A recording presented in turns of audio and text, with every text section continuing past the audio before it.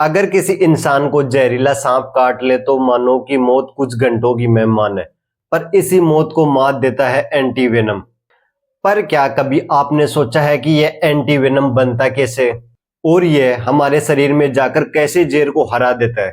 चलिए जानते हैं इस जिंदगी बचाने वाले साइंस के कमाल को आसान भाषा में। पहले हम बात करते हैं कि एंटीवेनम कैसे बनता है।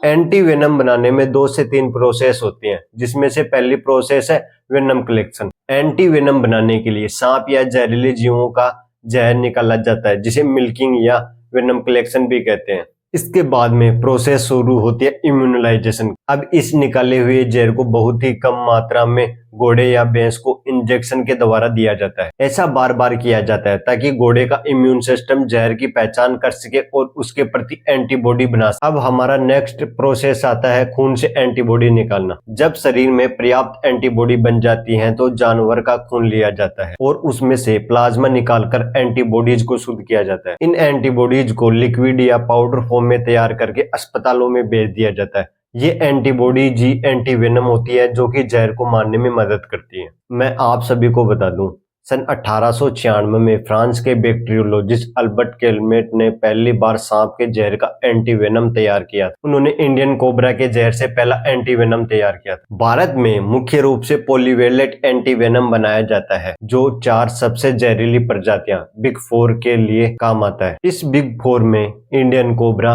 कॉमन क्रेट, रसेल वाइपर और सोसिकेल्ड वाइपर होते हैं।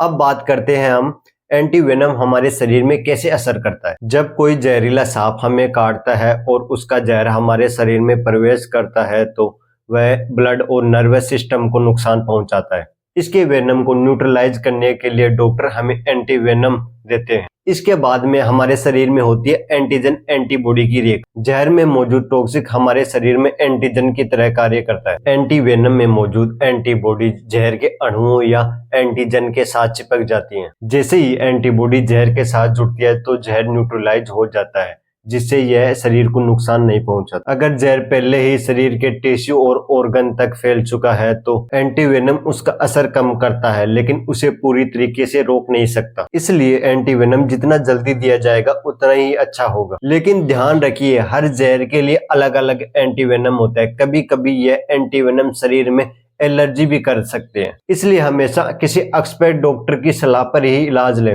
वीडियो में बताई जानकारी अच्छी लगी हो तो लाइक करें, शेयर करें और ऐसे ही स्वास्थ्य संबंधी वीडियो के लिए चैनल को सब्सक्राइब